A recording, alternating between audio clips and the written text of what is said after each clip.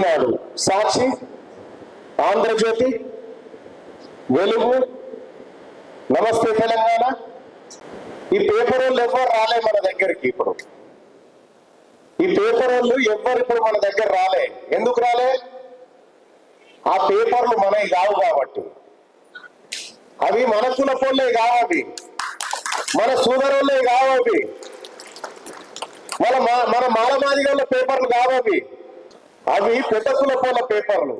ఈ నాగర్ కర్నూలు కాడ ఇంతమంది ప్రజలు, సొమ్ము లూటీ చేయబడినటువంటి ప్రజలు, వాళ్ళలో 90 మంది చచ్చిపోతే ఈ నాగర్ కర్నూలు నుంచి హైదరాబాద్ లో ఉన్న నాకు తెలవడానికి 4 ఏళ్ళు పట్టింది.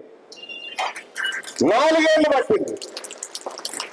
ఎందుకు తెలవలేదంటే ఈ పేపర్ వాళ్ళు ఉన్నారా, వీళ్ళు రాయలే మీ వార్త. ఎడ మీ వార్తలు రాయలే వాళ్ళు. ఈ టీవీలో మీ గోస పట్టించుకోలే. ఎవరు కూడా మీ కన్నీటి బాధ ఎందుకు ఏడుస్తున్న వారు పలకరించినోడు లేడు. ఒక్కడు పలకరించలే. ఒక్క పేపర్ రేపు ముందు వార్త ఉంటది అనుకుంటున్నా. రేపు మనం ఇంతమంది మీరు కూర్చొని కష్ట సుఖాలు పంచుకుంటున్న వార్త రేపు టీవీలలో పేపర్లలో వస్తుందని మీరు అనుకుంటారా? రాదు. ఎందుకు రాదు? అవి మనవి కావు.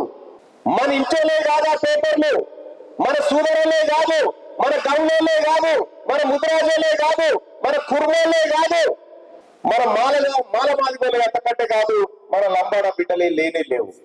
ఈ పేపర్లలో మన వార్త రాదు. ఇక్కడ కసమ్ అనేటోడు పాకిస్తాన్ నుంచి పడవల బొంబాయికి వచ్చి తుపాకీ పెట్టి 20 మందిని కాల్చాడు. 20 మందిని కాలిస్తే 20 మంది చచ్చిపోయారు. 20 మంది చచ్చిపోతే వాడిని దొరికించుకొని వాడిని పట్టబగటీలు ఉరిదీశారు. 20 మందిని చంపిన ఉరిదీస్తే 90 మందిని చంపిన ఇవాళ ఎట్లిక్స్ పెడతారు. అవునా లేదా? 20 మందిని చంపిన ఉరిదీస్తే 90 మందిని పొట్టన పెట్టుకున్నటువంటి ఈ ఫైనాన్స్ దొంగలు ఎవరెవరయ్యా? నాగం బుచ్చిరెడ్డి, నాగం కరుణాకర్ రెడ్డి, జానకిరామ్ రెడ్డి, ధనుంజయ్, బాలేశ్వర్, సాయిబాబా. వీళ్ళని ఏం చేయాలి? నాగర్ కర్నూలు చౌరస్తాలో పెద్ద కంబానికి హృదయ నవ్వుతా. వీళ్ళని తీయాలవుతా. మరి 20 మందిని పొట్టన పెట్టుకున్న కసంగానే ఉరిదీస్తే 90 మందిని చంపినటువంటి వీళ్ళు 90 మంది చచ్చిపోయిరన్న వార్త కూడా ప్రపంచానికి తెలియకుండా దాచిపెట్టినటువంటి మీడియా వాళ్ళు, అసలు మీది సమస్యనే కాదు. మీరు పోయి చెప్పుకున్నారంటే ఇనతో లేకుండా మా ఇంటికి ఎందుకు వచ్చినంత ఇస్తే ఎమ్మెల్యేలు, ఎంపీలు, మంత్రులు ఇంతమంది ఇక్కడ ఉండి మీ గోస పట్టించుకోకపోతే, వీళ్ళ గోడు ఇనకపోతే, నేను అడుగుతా ఉన్నా, మీడియాను అడుగుతా ఉన్నా, 4th ఎస్టేట్ అడుగుతా ఉన్నా, ఇవాళ ఈ వేదిక మీద నుంచి ఇక్కడ కూర్చున్న నా తల్ల శరీరం మీద ఒక పావులెత్తు బంగారం చూపెట్టరా, ఒక పావులెత్తు బంగారం చూపెట్టరు. వాళ్ళ డొక్కలండిపోయినాయా, వాళ్ళ డొక్కలండిపోయినాయి, వాళ్ళ కళ్ళు లోపడిపోయినాయా, తిండి గతిలేక ఏడ్చుకుంటా బతుకుతున్నారా నా పేదోళ్ళంతా. ఇక్కడ వాళ్ళ సొమ్ము కోట్ల రూపాయలు దొంగ కొడుకులు ఎత్తుకపోతే ఈ వర్గాల కండగా ఉండాల్సినటువంటి 4th ఎస్టేట్ ఎందుకు ఈ వార్తను ప్రపంచానికి చూపించలేదు? మన వార్తలు రారు, మన కష్టం పేపర్లలో, టీవీలలో చూపించారు. కానీ అదే పెద్ద కులపోల వార్తలు మాత్రం రాస్తారు, అన్న చూపిస్తారు. దొంగతనం చేసిన వాళ్ళంతా వాళ్ళే కదా, మన సొమ్మెత్తపోయిందంతా వాళ్ళే కదా. ఇలా కోట్లాది రూపాయల సొమ్ము మనది ఎత్తుకపోయారంటే పేపర్కు రాదు, ఎమ్మెల్యే మాట్లాడు, ఎంపీ పట్టించుకోడు, మంత్రి అసలు ఈ మీటింగే పెట్టద్దని చెప్తాడు. నిన్న నుంచి పర్వతాలకు ఒకటే ఫోన్లు. ఏమని? పర్వతాలు నువ్వు ఎట్లా చేసి ఆ మీటింగ్ పెట్టద్దు, మళ్ళీ ఇక్కడికి వస్తే పరిచయం అవుతుంది, మళ్ళీ ఇక్కడికి రాకుండా చూడు దయచేసి అని చెప్పి పర్వతాలకు ఒకటే ఫోన్లు. తీర్మానాలను పట్టించుకుంటారా, పర్వతాలు పట్టించుకుంటారా? మేము మీ బిడ్డలు, మేము ఆ పత్రికలు ఆ ఉన్నోళ్ళు వాళ్ళు అని మేము మీ కన్న బిడ్డల సంతోళం, మీ ఇళ్లలో పెరిగిన వాళ్ళం, మీరు పెట్టిన తిండి తిని బతికిన బిడ్డలం. మీ రక్తం, మా తల్లులారా మా తండ్రులారా, మీ రక్తమే మీద కూర్చున్నటువంటి రక్తం అంతా, మీరు మంచిన ఆయుష ఇదంతా. ఇలా మేము మీకోసం మాట్లాడకపోతే ఎవరి కోసం మాట్లాడతాం? ఇక దాదాపు 150 కోట్ల రూపాయలు దొంగతనంగా ఫైనాన్స్ కంపెనీ రూపంలో పెట్టి ఇక్కడ దోపిడీ చేసిర్రు. ఈ 150 కోట్ల రూపాయలు ఒక్క పైసా వదిలిపెట్టనని చెప్తా ఉన్నా. ఒక్క పైసా వదిలిపెట్టకుండా ఎట్లా గుంజుకరాయో మా కెరికే, ఎక్కడి నుంచి గుంజుకరాయో మా కెరికే, దానికి త్వరలోనే కార్యాచరణ ఇస్తా. దాని ప్రకారం మనం ముందుకు పోదాం. ఇప్పటికే సిగ్గుండాలి కావాలన్నా, ఇగో కంటి ఆపరేషన్ కోసం దాచుకున్న పైసలు రా, కంటి ఆపరేషన్ కోసం పేదలు దాచుకున్న పైసల్ని నీ ఫైనాన్స్ కంపెనీలో పెట్టించుకొని ఈ పేదలు కళ్ళు రాకుండా చేసినవరా మోసగాడా, కళ్ళు రాకుండా చేసినావు. ఆర్మీ పెద్దవారే నిలవడు. తన కన్న కొడుకు ఈ దేశాన్ని రక్షిస్తేందుకు తన కన్న కొడుకు, ఆ కన్న కొడుకు వాళ్ళ కన్న కొడుకు ఈ నాగర్ కర్నూలు నుంచి తన కొడుకును కానీ దేశం రక్షణ కోసం పంపిస్తే ఆడ ఈ దేశాన్ని రక్షించే కాడ వాళ్ళ కొడుకు తన జీవితాన్ని వదిలిపెట్టి తూటాలకు బలైపోతే ఈ భారతదేశం ఇచ్చినటువంటి 35 లక్షల రూపాయలు ఈ దొంగ ఫైనాన్స్ కంపెనీడు వాళ్ళ దాంట్లో పెట్టుకొని ఇలా నేను ఇయ్యను అని చెప్తా ఉన్నాడంటే మీకు ఎంత ఫకరు, ఎక్కడి నుంచి వచ్చిందిరా మీకు ఈ ధైర్యం? ఈ పేద వర్గాల సొమ్ము తినడానికి ఎక్కడి నుంచి వచ్చింది మీకు ధైర్యం? ఈ వర్గాల కోసం మాట్లాడేవాడు ఏం లేడనుకుంటారా? వీళ్ళ కష్టాలను ప్రారంభించుకుంటాడు ఎవరు లేరు. మేము మీడియాను కొనేసినాం, లీడర్లను కొనేసినాం, అందరినీ కొనేసినాం, సంఘాలను కొనేసినాము. ఇక మమ్మల్ని అడిగేటోడే లేడని మీరు బిర్రవీగుతున్నారా అని నేను అడుగుతున్నా. మన ఉద్యమ కార్యాచరణ ఎక్కడి నుంచి ప్రారంభమవుతుందో చూడండి. అతి త్వరలోనే మనమందరం కూడా ఇప్పుడు ఏ పత్రికలైతే ఈ వార్తలు వీళ్ళ బాధలను పట్టించుకోలేదో, ఏ ఛానల్ అయితే వీళ్ళ కోసలు చూపెట్టలేదో, 90 మంది ఒక ఫైనాన్స్ కంపెనీ కారణంగా చచ్చిపోతే వీళ్ళను చూపెట్టనటువంటి మీడియా ఏదైతే ఉందో ఆ మీడియా ఆఫీసుల ముంగట మొదటి ధర్నా అక్కడ ప్రారంభం చేద్దాం. ఆ తర్వాత హైదరాబాద్ లో భూకంపం ముట్టించైనా సరే మీ పైసలు వాపస్ తెచ్చిచ్చేటువంటి ప్రణాళిక రూపొందిస్తానని తెలియజేస్తా ఉన్నా. భూకంపం ముట్టించారా తప్పిస్తా. అమ్మా మీరు భయపడకండి, మీరు ధైర్యం ఉండండి. మీ బిడ్డ ఉన్నాడు, మీ కొడుకున్నారు, తిన్నారు మళ్ళీ ఉన్నాడు. ఇలా మీరు భయపడకండి. ఒక్క రూపాయి కూడా భూమిగా అనిల్ అంబానీ అనే తోడు 46,000 కోట్ల రూపాయలు అప్పు తెచ్చుకుని బ్యాంక్ తాన. వారికి ఏం చేసిరు? 46,000 కోట్ల రూపాయలు భారత ప్రభుత్వం మాఫీ చేసింది. అది కట్టలేదని 1,000 కోట్ల రూపాయలు వాడిని మాఫీ చేస్తాం. మా పేదలు పైసలు ఇప్పిమంటే ఇప్పారు. ఇవాళ ఈ ఫైనాన్స్ కంపెనీ వెనకాల ఎవరెవరు ఉన్నా, ఎంతటి వాడు ఉన్నా వదిలిపెట్టే ప్రసక్తే లేదు. 90 మంది పుణ్యానికి చచ్చిపోయారు గుర్తుపెట్టుకో. 90 మంది ఆడబిడ్డల పుస్తలు తగ్గిపోయారే గుర్తుపెట్టుకో. ఇంకా 10 మంది అయినా పర్వాలేదు, మీ పని చేసే తీర్థమని చెప్పి తెలియజేస్తా ఉన్నా.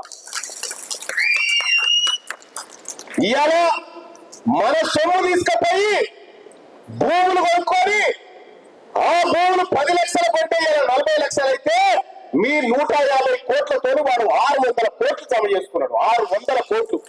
ఆ 600 కోట్లకి ఓ 10 కోట్లు ఎమ్మెల్యేకి ఇస్తాడు, గతంలో ఎమ్మెల్యేకు ఓ 10 కోట్లు ఎంపీకి ఇస్తాడు, ఓ 10 కోట్లు మంత్రికి ఇచ్చిండు. ఇక మిమ్మల్ని రానియకుండా పోలీసు వాళ్ళని పెట్టి మిమ్మల్ని చొక్కి పెట్టి మీ బాధలు పట్టించుకోకుండా చేసిరు. ఒక్క మాట చెప్తున్న తల్లి, ఇవాళ తీన్మార్ మల్లన్న ఇక్కడికి వస్తుండు అని అంటే వాళ్ళ లాగులు ఇప్పుడు సగం నడిచిపోయినాయి. ఆడికి ఎందుకు వీడు ఇడిచిపెట్టారా? ఎట్లయినా పైసలు మొక్కు విండి వసూలు చేస్తాడని భయపడి ఇవాళ వాళ్ళు తీన్మార్ మల్లన్న ఈడికి రావద్దని చెప్తా ఉన్నారు. ఈడికి వస్తా, రేపు మీ ఇళ్ళ దాకా కూడా వస్తా, బరాబర్ వస్తా. ఇవాళ మీ కష్టాలు చూసినా, మీ కన్నీళ్లు చూసినా, మీ ఆవేదన చూసినా, అన్ని చూసినా, వాళ్ళ బలుపు కూడా చూసినా. కాబట్టి నేను వదిలిపెట్టను. ఇవాళ తీన్మార్ మల్లన్న నాగర్ కర్నూలులో మీ కష్టాలు నా భుజం మీద వేసుకుంటా ఉన్నా, మీ బాధ నా భుజం మీద వేసుకుంటా ఉన్నా. మేమందరం కూడా మీకు డబ్బులు ఇప్పించేదాకా అలుపెరుగని పోరాటం చేసి మీ అందరి కోసం అవసరమైతే ఎంత వ్యవస్థనైనా ఎదిరించడానికి మేము సిద్ధంగా ఉన్నామని తెలియజేస్తా ఉన్నా. అమ్మా, ఇది బాగా గుర్తుపెట్టుకోరు. మీరు ఒకటే పని చేయాలిగా. నాకు తెలిసే వరకల్లా 4 ఏళ్ళు అయింది. నాకు సూర్యారావు అన్న, మన జాన్ అన్న, లేకపోతే మన హరిశంకర్ అన్న, మన పర్వతాలు వీళ్ళందరూ కలిసి 4 ఏళ్ళు అయిందమ్మా. 4 ఏళ్ల తర్వాత చెప్తే నాకు తెలిసి నేనే గుండెలు బాదుకొని అయ్యో నా పేద లాగమవుతున్నాను ఇందాక గుర్తొచ్చిన. ఎట్టి పరిస్థితుల్లో దీన్ని వదిలిపెట్టే ప్రసక్తే లేదు. ఒకటి చెప్తా ఉన్నా ఈ వేదిక నుంచి, ఇవాళ తారీఖు 28 తారీఖు, ఏప్రిల్ 8 తారీఖు వరకల్లా ఇలా పైసలు ఇస్తేనేమో ఇది హెచ్చరిక, ఇది రిక్వెస్ట్ కాదు. శ్రీ సాయిరామ్ ఫైనాన్స్ కి హెచ్చరిక చేస్తా ఉన్నాము. ఏప్రిల్ 8 తారీఖు వరకల్లా వీళ్ళ పైసలు ఇస్తేనేమో లేకపోతే బిడ్డ నిన్ను హైదరాబాద్ లో అమరవీరుల స్తూపాన్ని కట్టేస్తా తీసుకుపోయి, నిన్ను వదిలిపెట్టే ప్రసక్తే లేదు. ఏప్రిల్ 8 వరకల్లా ఇయ్యకపోతే ఈ కార్యాచరణ హైదరాబాద్ పోతుంది. హైదరాబాద్ నుంచి రాహుల్ గాంధీ గారి ఇంటికి పోతుంది. బిడ్డ చూసుకోరు మీ ఇష్టం. ఏప్రిల్ 8 తారీఖు వరకల్లా ఈ పైసలు ఇయ్యాలి. తప్పైందని క్షమాపణ చెప్పాలి. లేదు అంటే ఈ తెలంగాణ రాష్ట్రంలో బిడ్డ మీరు ఎక్కడ అడుగు కూడా బయట పెట్టలేరు, ఎక్కడ తిరగలేరు. ఈ పాలమూరు బిడ్డలు అమాయకులు అనుకుంటున్నామో, ఈ పాలమూరు బిడ్డలు వీళ్ళకు ఏమీ తెలియలేదని అనుకుంటున్నామో. కానీ బిడ్డ గుర్తుపెట్టుకొని ఈ బిడ్డల తరఫున మేమందరం వాళ్ళ కొడుకులం ఉన్నాం. ఇలా కొట్లాడడానికి మేమందరం ఉన్నాం.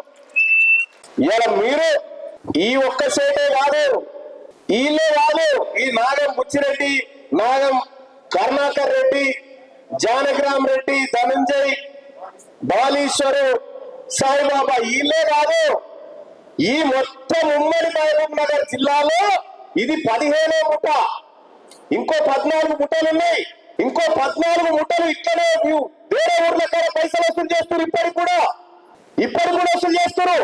ఇవాళ పాలమూరు రంగారెడ్డిలో మన భూమి బతుకుదరవే, ఇల్లు అంతో ఇంతో పైసలు వస్తే వీని పాలాయ. ఇవాళ భూమి లేక, బువ్వ లేక, ఇల్లు లేక కడుపు మార్చుకొని నాగర్ కర్నూలు కాడ కన్నీటి ఒలపోతలు పోసుకున్నామంటే కనీసం చూపించిన లేడు. ఎందుకు ఏడుస్తా ఉన్నారు అని పలకరించిన లేరు ఈ అమాయక ప్రజల గురించి. అంటే ఇలా ఎంత దుర్మార్గం జరుగుతా ఉందో అర్థం చేసుకోరు తల్లి. ఒక మాట, ఇలా 3 నియోజకవర్గాల ప్రజలు అమ్మా నాగర్ కర్నూలు ఎమ్మెల్యే రాజేష్ అని మిత్రుడే ఉన్నాడు. నేను చెప్తా ఉన్నా మిత్రుడు రాజేష్ కి, అలాగే వాళ్ళ తండ్రి గారు కూడా సూచన చేస్తా ఉన్నా. ఒక నియోజకవర్గంలో ఇంత స్థాయిలో ఇబ్బంది జరుగుతూ ఉంటే ఎమ్మెల్యే గారు, వాళ్ళ తండ్రి గారు దామోదర్ రెడ్డి గారు, మీ అందరికీ నేను చెప్తా ఉన్నా, నువ్వు వీళ్ళ పక్షానుంటావా వాళ్ళ పక్షానుంటావా తెలుసుకో. ఎందుకంటే మా వాళ్ళు ఎట్లేస్తారే కదా మీరు ఎమ్మెల్యే అయింది, మా వాళ్ళు ఎట్లేస్తారే కదా. అలాగే వనపర్తి మెగారెడ్డి గారు, తూడి మెగారెడ్డి గారు, నువ్వు బాధితులు దిక్కుంటావా దొంగల సతి కడతావా నువ్వే తేల్చుకోరిగా. అలాగే కొల్లాపూర్ మంత్రి జూపల్లి కృష్ణారావు గారు, నీకు అంతో ఇంతో కొంత హృదయం ఉంది, దీన్ని లీడ్ చేయి, ఈ బిడ్డలకు డబ్బులు ఇప్పించు. లేదు మేము వాళ్ళ పక్షాన్ని ఉంటామంటే అదమ్మ ఓపెన్ గా చెప్పురి. మేమైతే మా ఆడపిల్లల పక్షాన మా తల్లిదండ్రుల పక్షాన ఉంటాం. మీరు ఎటువైపు ఉంటారో తెలుసుకోరుగా. ఏప్రిల్ 8 తారీఖు డెడ్లైన్. ఏప్రిల్ 8 తారీఖు రోజు డెడ్లైన్. 8 అయిపోయిన తర్వాత ఇదే 9 తారీఖు నాడు బిజినేపల్లికి వస్తాయన్నా. ఈ బిజినేపల్లి కాడికి రండి. బిజినేపల్లి కాడు వాళ్ళ తడాకాయనే చూపిద్దాం. నెక్స్ట్ మీటింగ్ బిజినేపల్లి కాడ పెట్టాల్సిందిగా మీ అందరికి తెలియజేస్తా ఉన్నా. అలాగే 9 తారీఖు నాడు బిజినేపల్లి కాడికి వస్తున్నాం. మళ్ళా ఆ లోపు పైసలు ఇచ్చిందంటే ఓకే, పైసలు ఎవరి పైసలు వాళ్ళకి ఇయ్యలేదంటే తల్లి ఆడికి రారి. అసలైన యుద్ధం ఎట్లుంటుందో వాళ్ళకి చూపెడతా. ఆడ నుంచి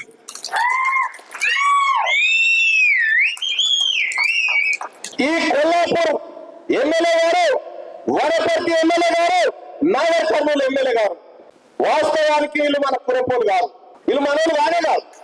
వీళ్ళు కానే కాదు. ఏదైతే మనల్ని ముంచిపోయిందో ఈ నాగం పుచ్చిరెడ్డి, నాగం కరుణాకర్ రెడ్డి, ఈ జానకిరామ్ రెడ్డి వీళ్ళ కురపోలు.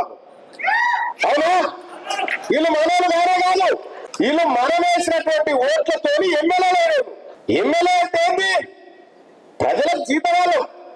నేను ఎమ్మెల్సీని కానీ మీకు జీతవాళ్ళు నేను. మీ ఓట్లతో గెలిచినోని, మీరు బిచ్చం పడితే గెలిచినోని నేను. మరి ఇక్కడ ఎమ్మెల్యే కూడా అంతే కదా, ఇక్కడ ఉన్న మంత్రి కూడా అంతే కదా, వనపర్తి ఎమ్మెల్యే కూడా అంతే కదా. వీళ్ళు మన జీతవాళ్ళైనా కాదా? బరాబర్ జీతవాళ్ళు. ఈ జీతవాళ్ళు మన పని చేసి పెట్టాలి కానీ దొంగలకు సర్ది పెడితే ఊరుకుంటారా? అందుకోసమే సోదరి మల్లారా, ఏప్రిల్ 8 తారీఖు రోజు మన పైసలు మనకు ఇయ్యాలి. ఏప్రిల్ 8 తారీఖు లోపల. దీనికి సమాధానం మీరు గట్టిగా చెప్పాలి.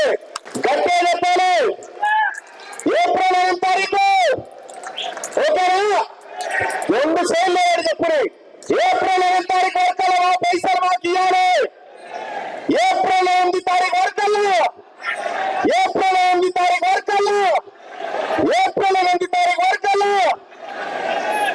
ఈ ఏప్రిల్ 8 తారీఖు అయిపోయిన తర్వాత మనిషికో మాట పశువుకో దెబ్బ అంటారు. మనం కూడా మాట చెప్పాలి కదా. ఆయనతో చెప్పకుండా మనం పని చేస్తే మాకు మాట అయినా చెప్పరా, మేము ఇచ్చుకుందాం కదా అంటారు కదా.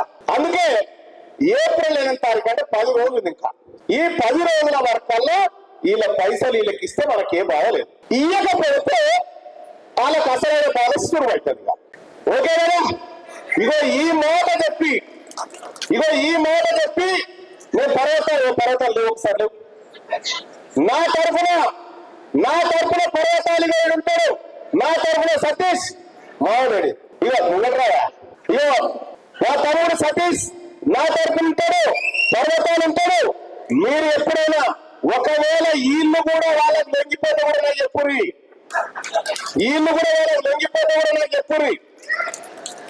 ఏం చెప్తున్నా? వీళ్ళు ఉంటారు.